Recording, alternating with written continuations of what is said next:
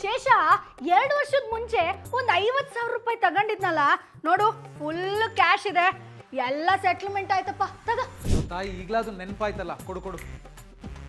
ಅಯ್ಯೋ, ಕ್ಯಾಶ್ ಬೇಡ, ತಗೋ, ನಂಗೆ UPI ಮಾಡು.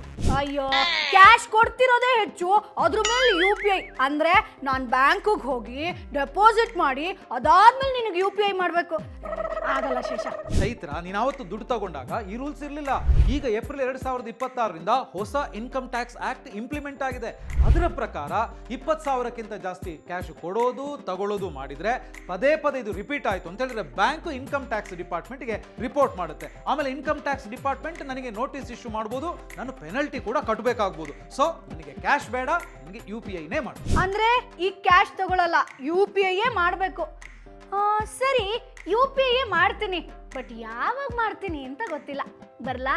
ಯಾವಾಗ ಬೇಕಾದ್ರೂ ಬರಲಿ, ಆದರೆ ಈ ಕ್ಯಾಶ್ ಸಹವಾಸ ಇದೆಯಲ್ಲ, ಅದು ಮಾತ್ರ ಬೇಡವೇ ಬೇಡ. ಇನ್ನು ನೀವು ಕ್ಯಾಶ್ ತಗೊಳ್ಳುವಾಗ ಅಥವಾ ಕೊಡುವಾಗ ತುಂಬಾನೇ ಹುಷಾರಾಗಿರಿ.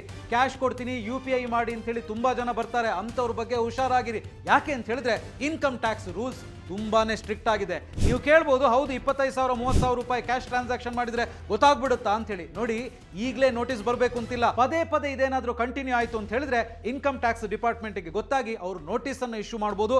ಅಷ್ಟೇ ಅಲ್ಲ, ನೀವು ಪೆನಲ್ಟಿ ಕೂಡ ಕಟ್ಟಬೇಕಾಗಿ ಬರ್ಬೋದು. ಹುಷಾರಾಗಿರಿ. ಸೊ ಈ ಇನ್ಫಾರ್ಮೇಶನ್ ಅನ್ನ ಪ್ರತಿಯೊಬ್ಬರಿಗೂ ಕೂಡ ಶೇರ್ ಮಾಡಿ. Boss Vala, B the boss.